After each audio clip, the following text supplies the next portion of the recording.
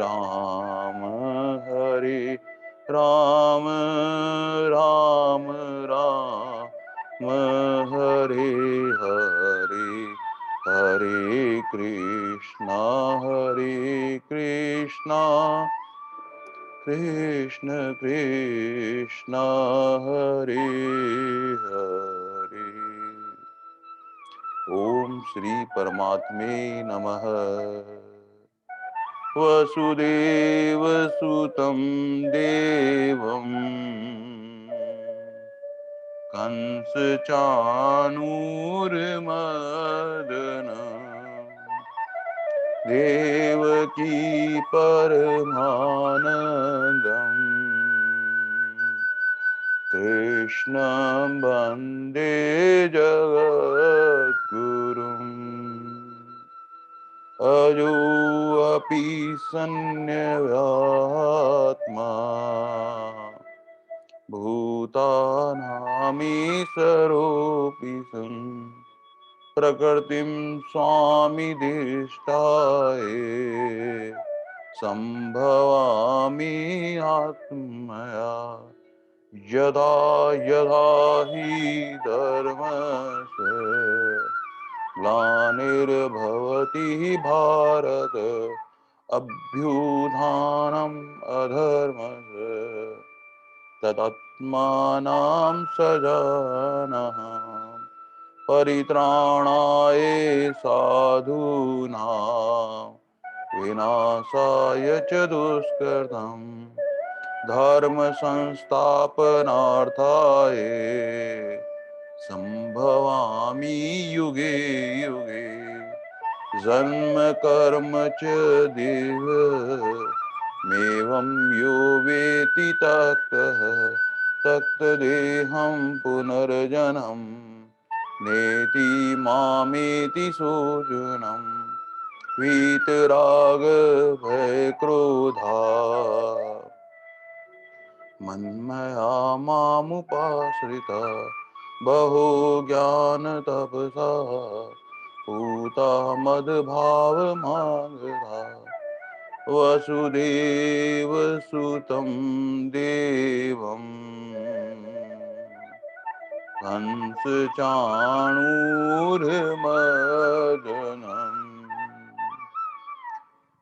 देवकी परमानन्दम्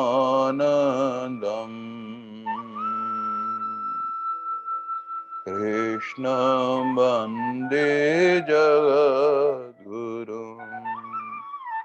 श्रीकृष्णं वन्दे जगद्गुरुम्।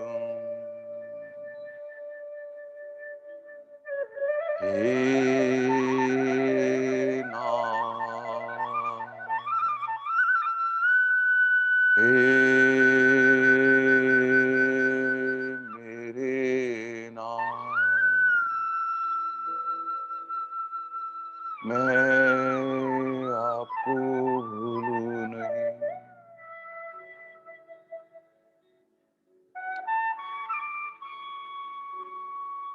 हरि शरणम।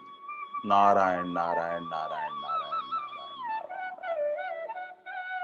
अनंत कोटि ब्रह्मांड नायक परापर परब्रह्म परमेश्वर भक्तवांछा कल्पतरु शरणागत वत्सल भगवान श्री कृष्ण की महती करुणा कृपा से भगवान के मंगलमय मुख से वो निश्रित वाणी जिसको सुनने मात्र से सहज में साधक के भीतर में एक शांति का वातावरण छा जाता है।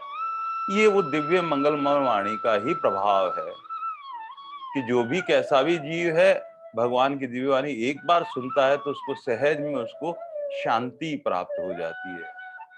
लेकिन जो जो उस वाणी के प्रति हमारा आकर्षण होता है, हमारा मन आकृष्ट होने लगता है, भगवान हमें मीठे और प्यारे लगने लगते हैं और धीरे धीरे धीरे हमारा विश्वास परिणित होने लगते हैं। और विश्वास ऐसा बस भगवान मेरे हैं ऐसा विश्वास, कैसी भी प्रतिकूल परिस्थिति आ जाए उसमें वो विश्वास डिगे नहीं, लगे कि मेरे प्रभु है मेरे साथ में, भगवान मेरे साथ में है। बस वो सदा कृष्ण का दास कभी ना उदास। जो प्यारा भगवान का भक्त होता है वो भगवान के भरोसे रहता है, भगवान श्री कृष्ण के भरोसे रहता है। वो कभी उदास नहीं होता है, सदा उसके आनंद रहता है। ये विश्वास बहुत बड़ी निधि है। धीरे धीरे धीरे ये श्रद्धा विश्वास में परिणित हो जाती है। संतों के श्रीमुख से जब सुनता है साधक, फिर उस पर धीरे धीरे आगे बढ़ता है, फिर धीरे धीरे मन आकृष्ट होने लगता है, भगवान की वाणी प्रिय लगने लगती है, भीतर ही मन में एक विश्वास उपजने लगता है, फिर वो निर्भयता लाता है।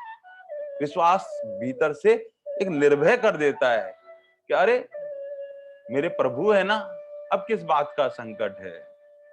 अरे लौकिक में भी हम देखते हैं, कहीं कोई समुद्र के अंदर बहुत बड़ा जहाज है, उसका कैप्टन है और उसकी पत्नी साथ में यात्रा कर रहे हैं। अचानक पता लगता है कि घनघोर तूफान सा आ गया है, चारों ओर बादल छा गए हैं और तेज तेज हवाएं चलने लगी है और सब घबरा जाते हैं।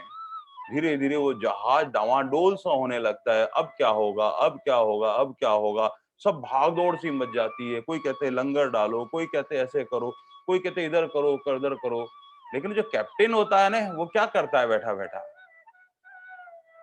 वो निश्चिंतता से बैठा हुआ, शांति से, भीतर एक विश्वास लिया हुआ कि प्रभु है ना, जो उसको निर्णय प्रभु की प्रेरणा से सबको देने थे सुरक्षा के, वो दे चुका।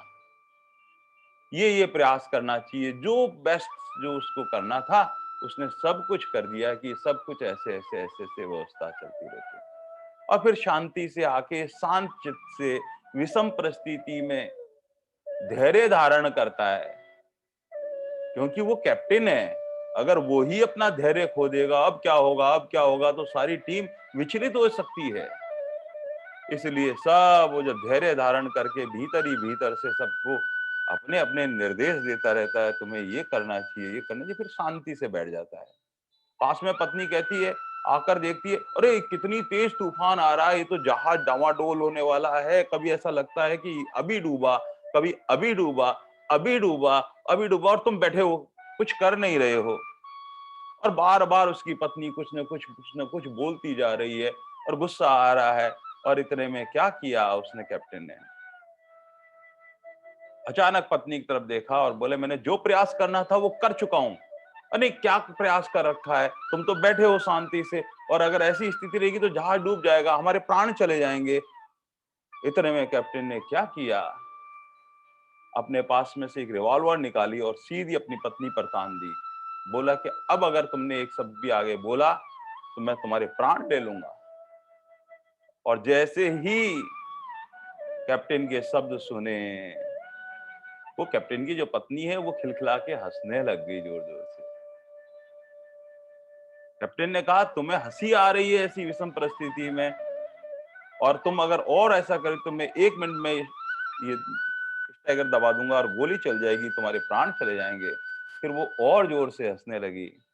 उसने कहा कि तुम मुझे गोली नहीं मार सकते, क्योंकि तुम मुझसे बहुत ज्यादा प्रेम करते हो, ऐसा मेरे भीतर विश्वास है, इसलिए तुम मुझे मार नहीं सकते।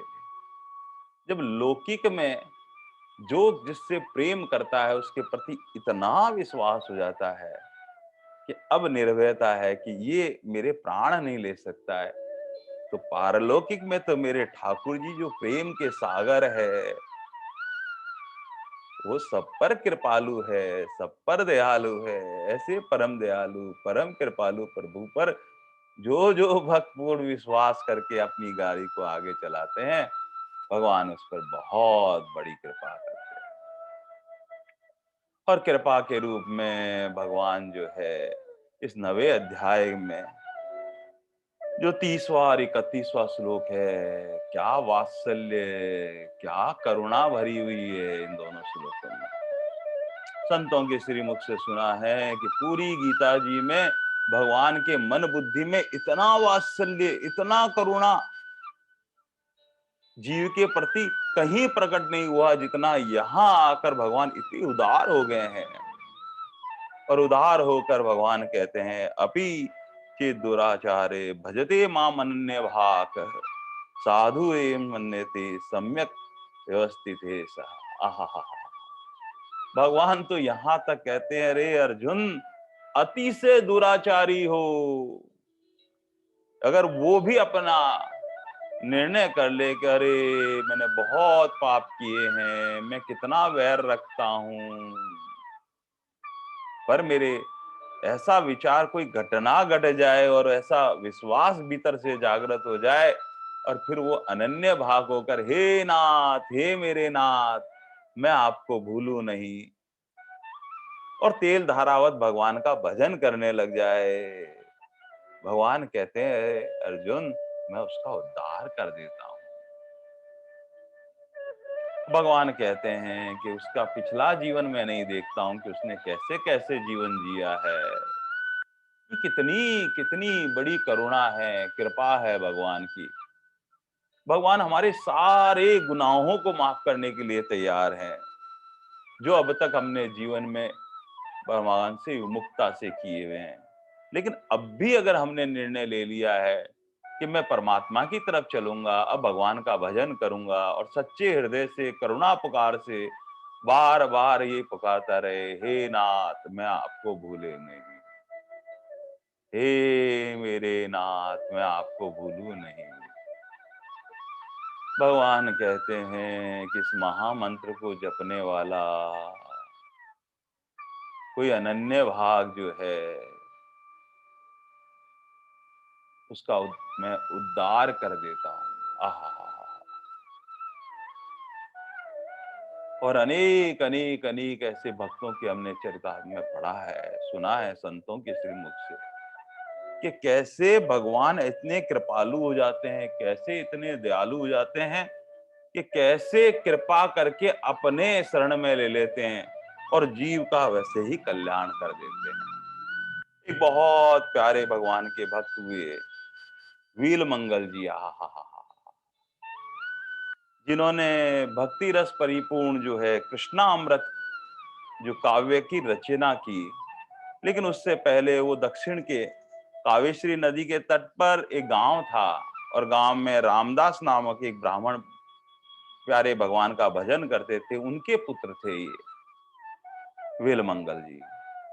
और वेलमंगल जी क्या हुआ कि पढ़े लिखे थे, शिष्ट थे, सदाचार थे, साधु स्वभाव था। लेकिन कुछ ना कुछ क्या होता है कि जीवन में संग जो है वैसा ही रंग चढ़ जाता है। ये बड़ा सावधान करने वाली बात है। हमारा संग जो है वो ऐसे लोगों से होना चाहिए जो भगवान के प्यारे भक्त हैं।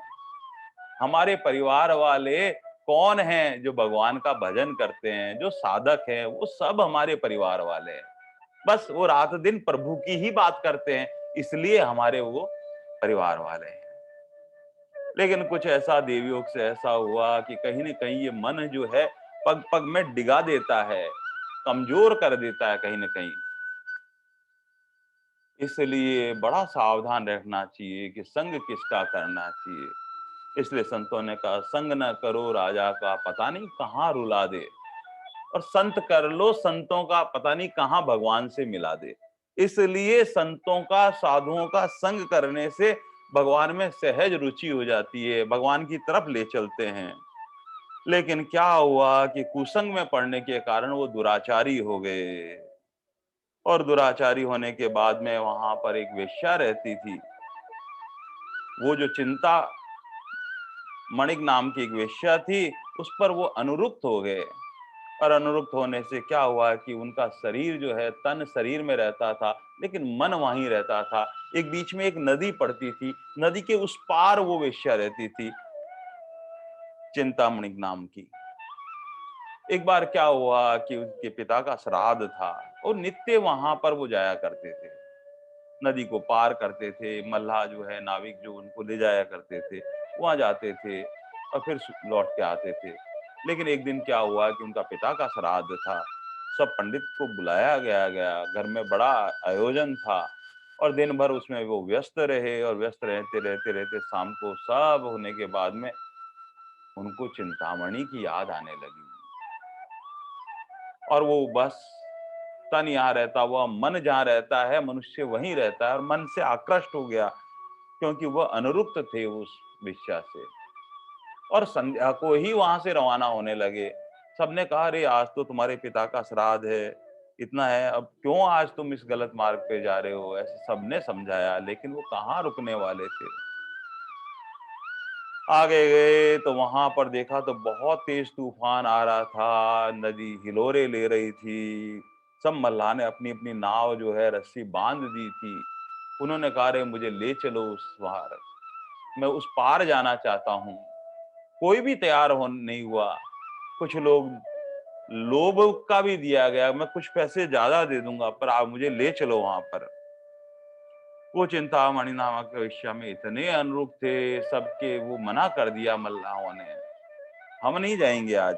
आज हमारे प्राण जा सकते हैं, तूफान में तो तुम्बे में भी नहीं जाना चाहिए। लेकिन वो इतने कामांध थे, उन्होंने कहा, रे तुम नहीं चलते तो कोई बात नहीं। सामने दृष्टि देखी तो एक बड़ा सा लट्ठा जो है लकड़ी का ऐसे तैरता तैरता आ रहा था।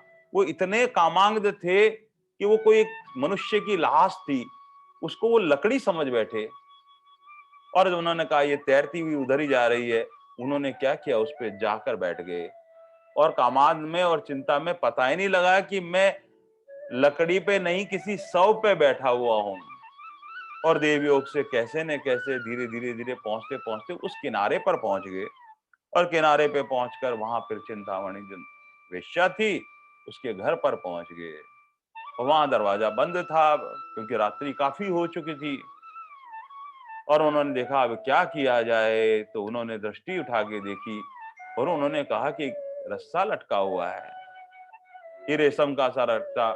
उसने आभास ही नहीं हुआ, इतने कामांध और होने की वजह से विवेक दृष्टि शून्य हो जाती है। और वैसे में क्या होता है कि कुछ पता ही नहीं लगता है कि क्या चीज है। और एक बड़ा फन वाला नाग जो ऊपर से फन ऐसे किया हुआ था, उसकी पूंछ नीचे लटक रही थी।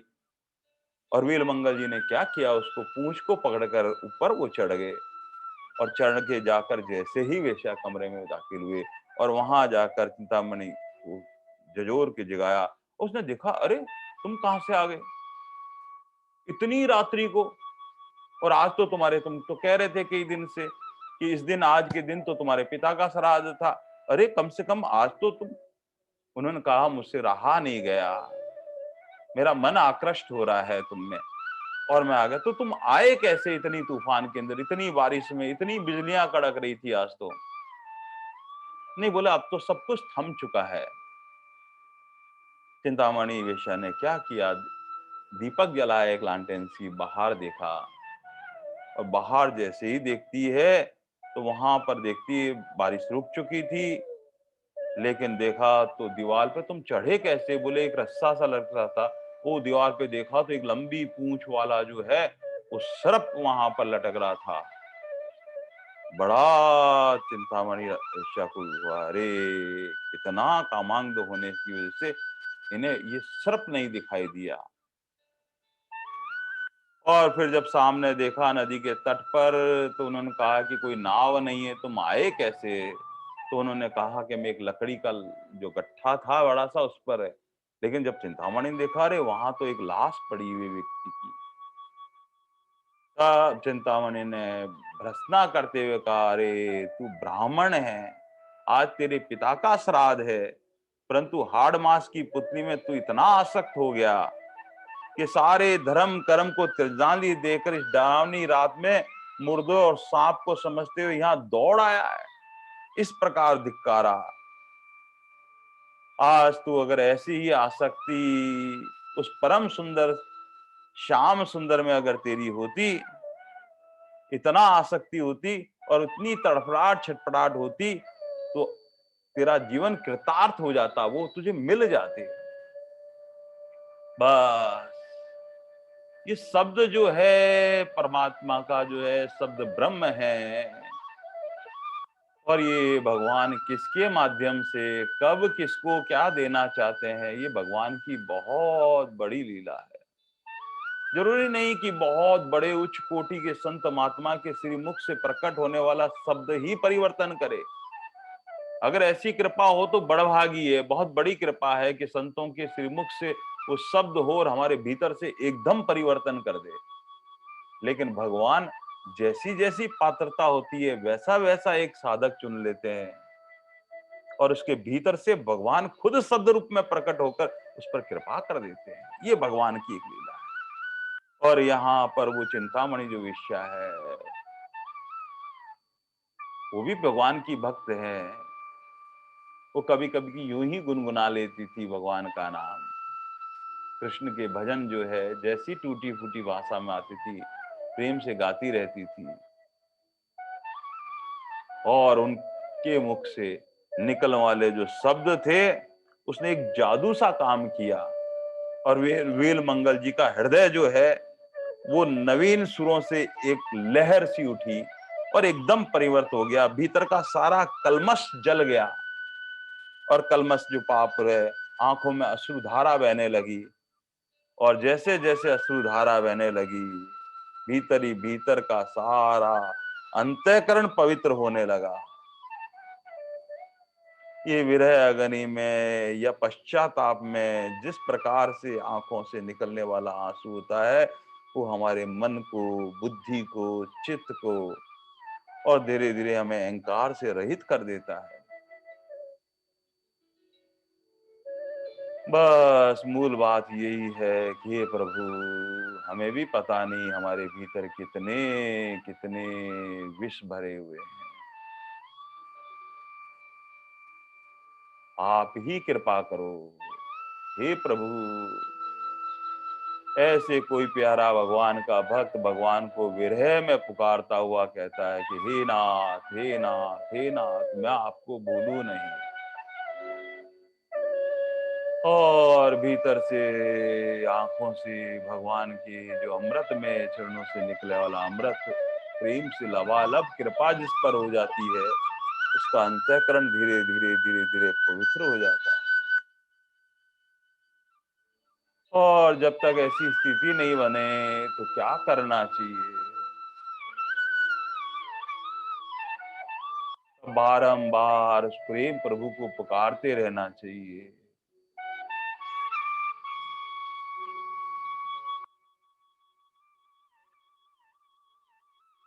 व्याकुल हृदय से एक ही बात निकलती रहे, तुमको भूलूं अब नहीं नाथ दास पर, ऐसी कृपा करो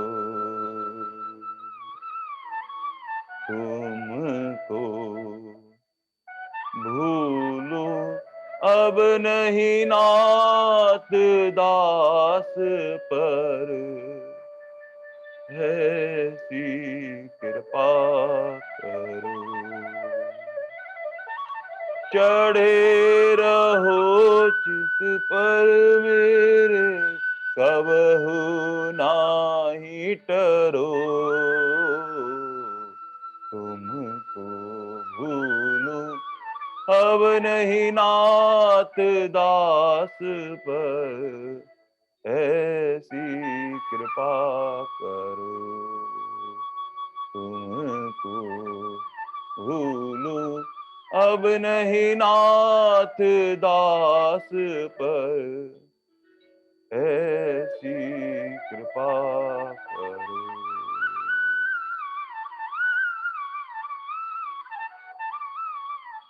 ऐसे प्रभु को बार बार पुकारते रहे और भगवान से प्रार्थना करते रहे।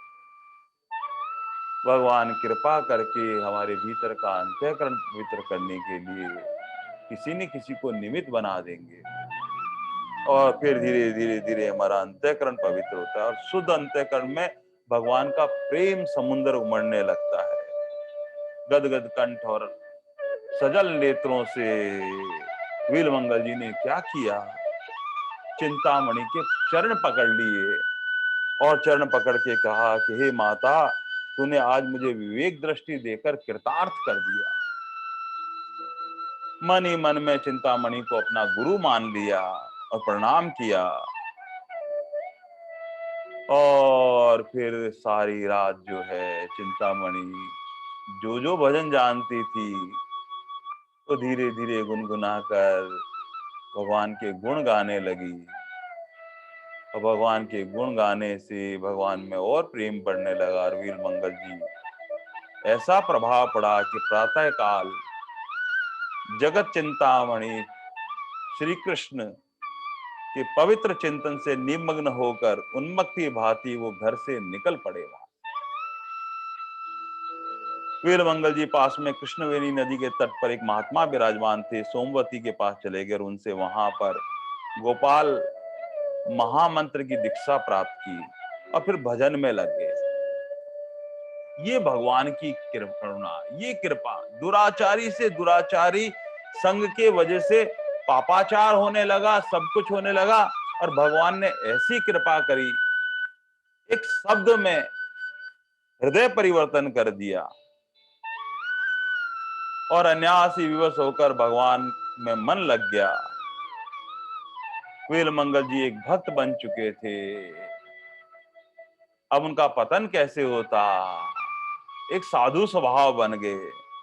दीन वत्सल भगवान ने अज्ञानवश वीर मंगल जी को विवेक चक्षु प्रदान कर दिए। अविवेक की स्थिति में, लेकिन फिर भी मन देखो कितना कितना कितना परीक्षा लेते हैं प्रभु। भजन करते थे, सोमवती गिरी जी के आश्रम में रहते थे और वहां पर एक सेठ और सेठानी उनकी वहां दर्शन करने आए, और दर्शन करने के बाद में वो वहां पर ही थे। इतने वीर मंगल जी ने सेठानी की तरफ देखा और उनका मन आकृष्ट हो गया। इतनी कृपा होने के बाद में भी भजन करते करते करते करते साधक को सावचेत रहना चाहिए।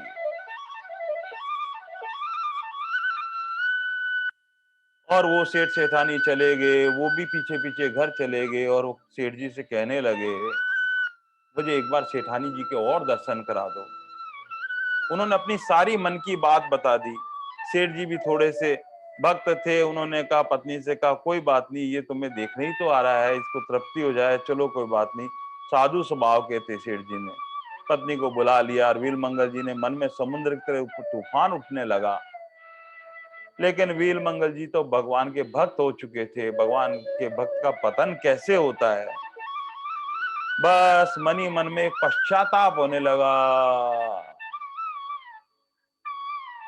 अरे ये आंखें जो है, यहीं से काम भीतर जाता है और मन में विचलित कर देता है।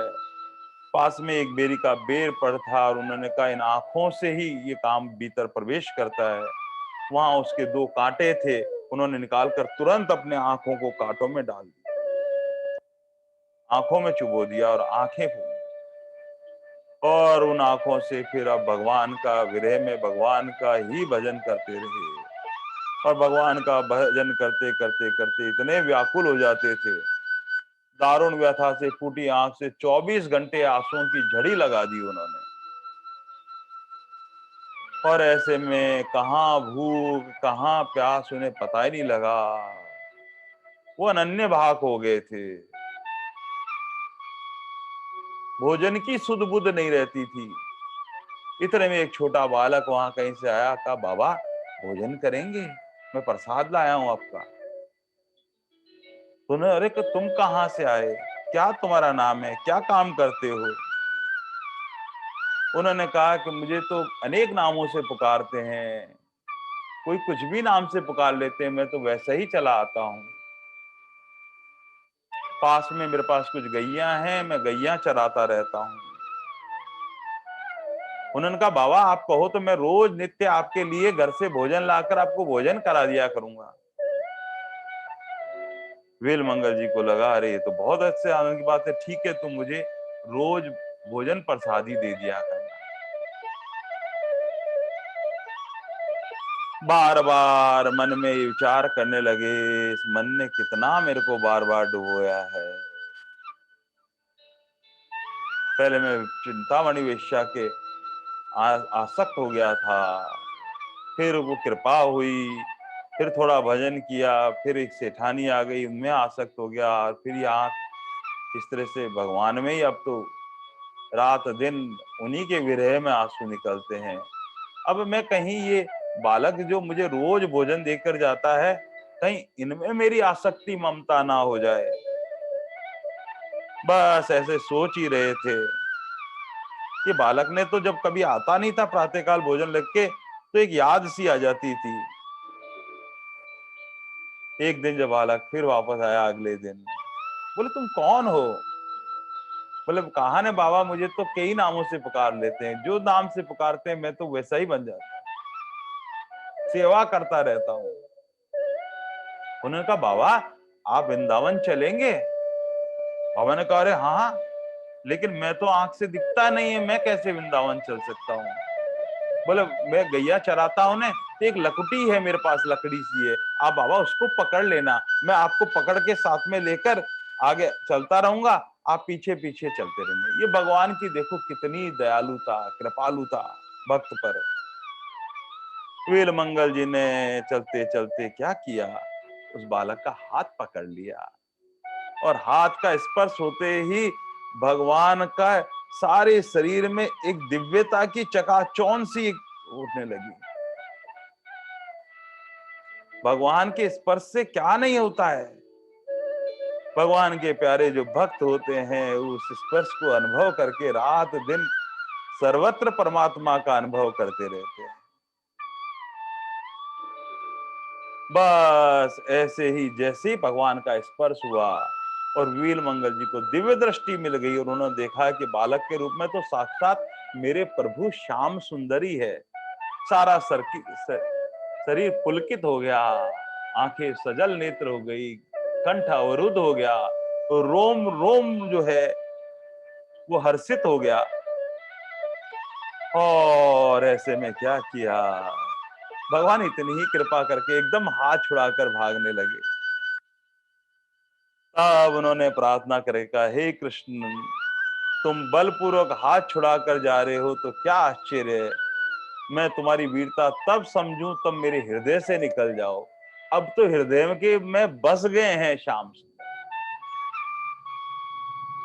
विकल रहूं दर्शन बिन तेरे, ऐसी आग लगा दो मेरे, जिंदा रह सकूं नहीं एक पल, ऐसी लगन भरो, अब ऐसी लगन भरो,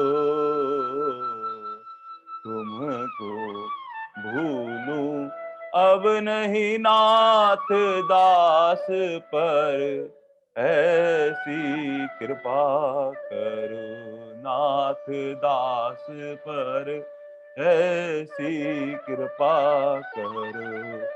चाहूं स्वर्ग नरक में डारो, सुख चाहूं तो दुख मत टारो, प्यारे लगते रहो मुझे तुम दूजी चारो, अब दूजी चारो,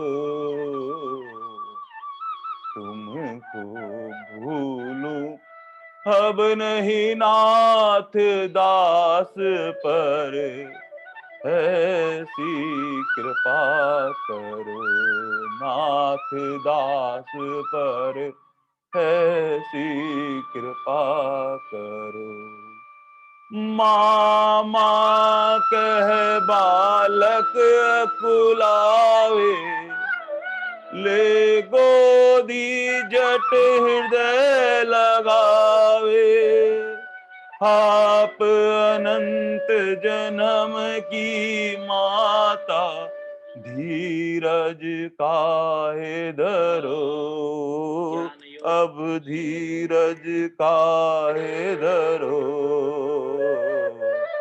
तुमको भूलूं अब नहीं नाथ दास पर, ऐसी कृपा करो नाथ दास पर, ऐसी कृपा करो नाथ दास पर, ऐसी कृपा करो। और भगवान की हेतु करुणा कृपा से बस भगवान का दिव्य दर्शन मिलने के बाद ऐसे भक्त हो गए। अब भगवान कहते हैं कि जो अनन्य भाव होकर मेरा भजन करता रहता है अर्जुन, उसका कभी पतन नहीं होता है। और फिर वहां वृंदावन में रहकर उन्होंने भावावेश में बहुत मधुर मधुर पदों की रचना करी है। और कृष्ण करुणामृत के नाम से अनेक श्लोक चिंतामणि को गुरु बताकर उन्होंने वंदना भी की गुरु की, और कहा कि मेरे मोह को दूर करने वाली चिंतामणि वेश्या दीक्षा गुरु सोमगिरी की जय हो। सिर पर मयूर पंच धारण करने वाले मेरे शिक्षा गुरु भगवान कृष्ण की जय हो। और चरण रूपी कल्प वृक्षों के पत्तों के शिखर पर विजय लक्ष्मी लीला से स्वयंवर शुभ लाभ करती है।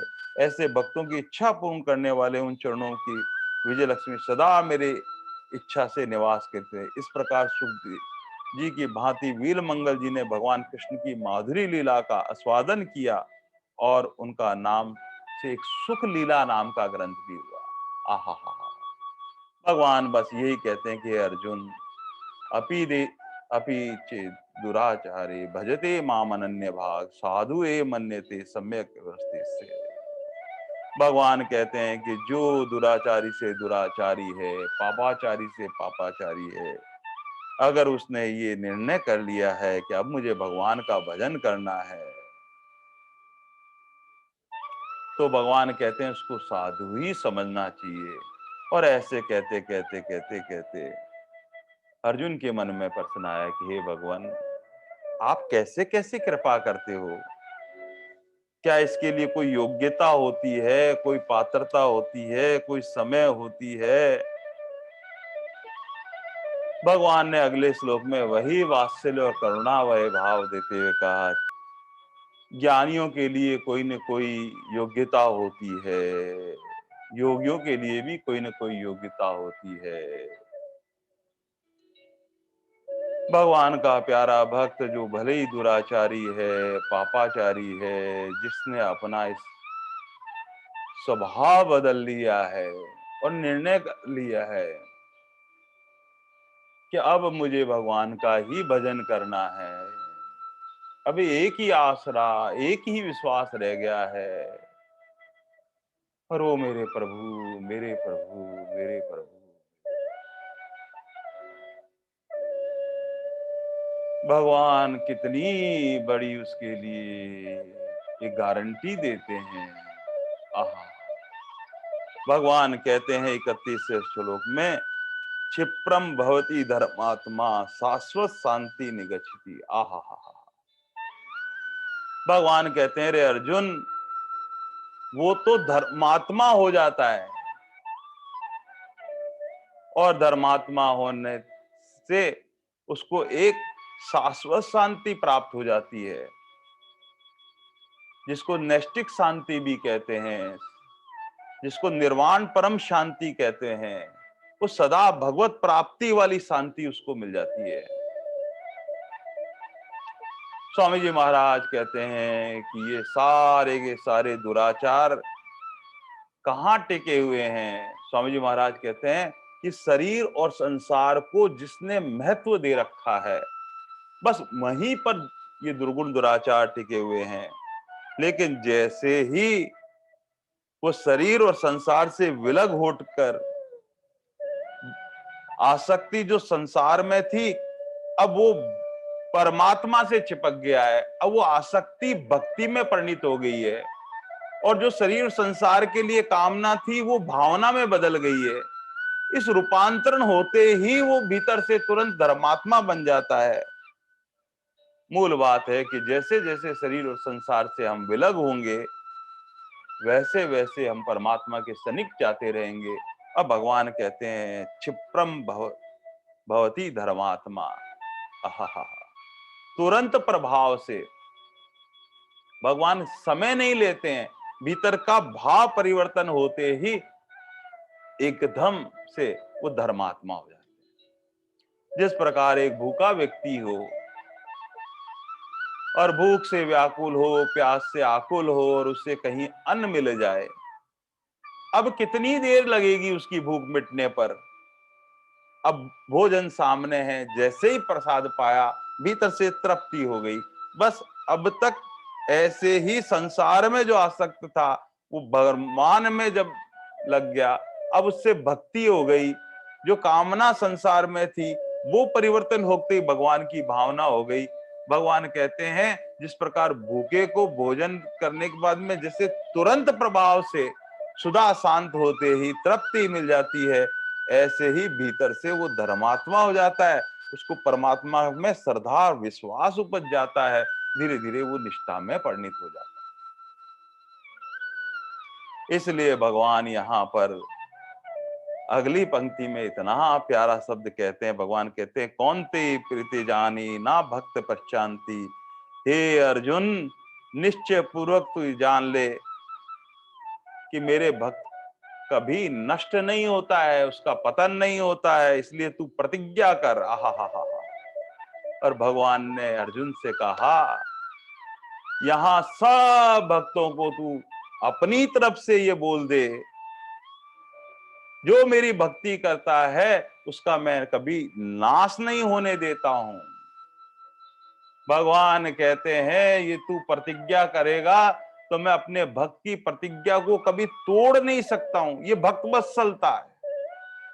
भगवान कहते हैं कि मैं मेरी प्रतिज्ञा को तोड़ सकता हूं, लेकिन मैं अपने भक्त की प्रतिज्ञा को कभी नहीं तोड़ता हूं। इसलिए अर्जुन तुम प्रतिज्ञा करो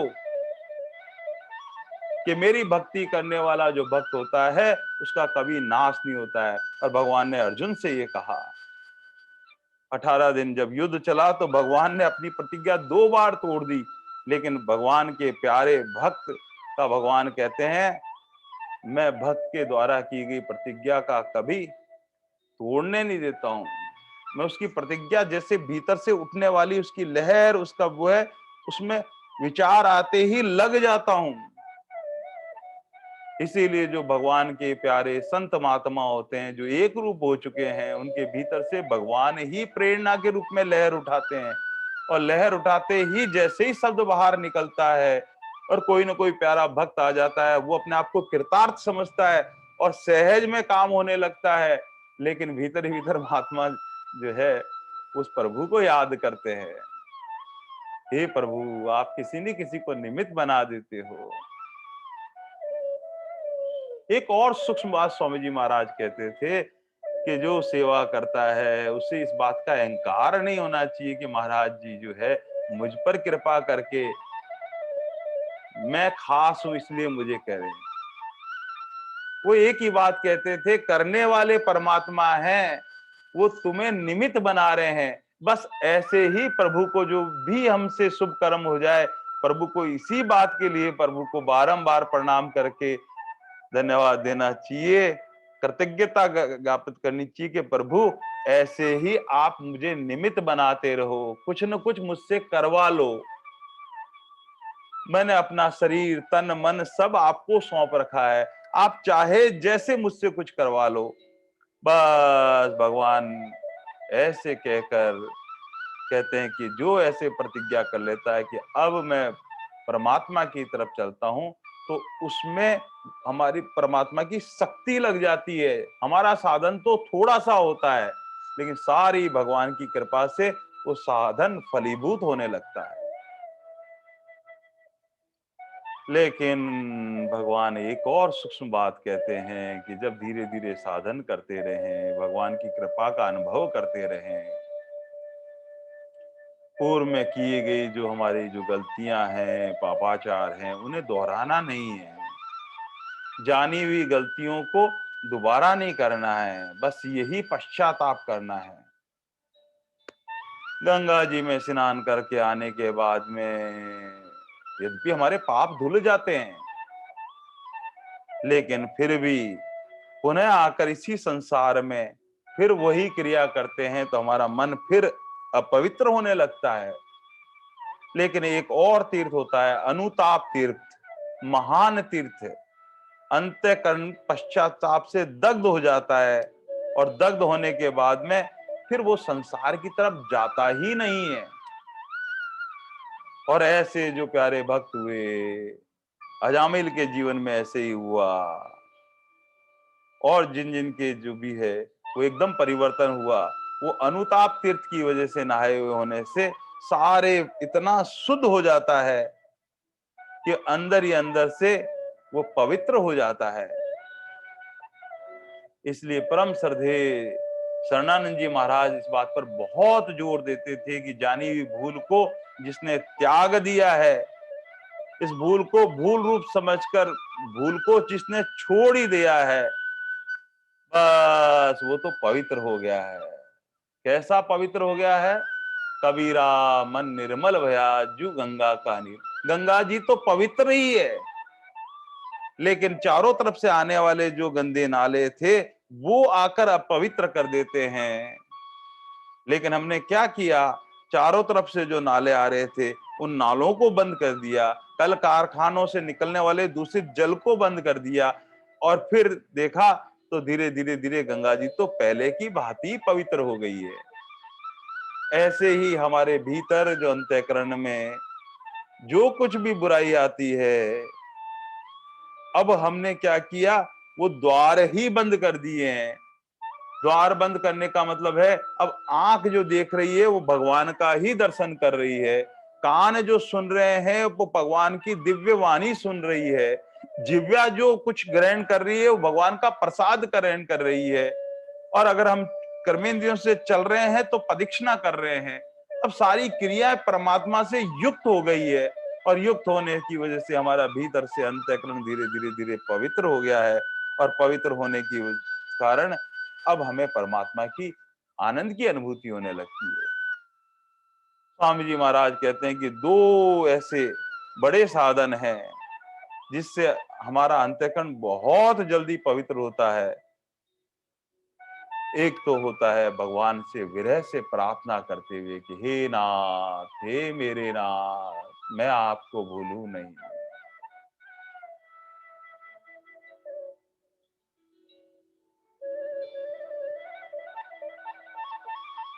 और दूसरी भगवान की करुणा का प्रभाव, वो दुखी देखकर भगवान कृपा कर देते हैं।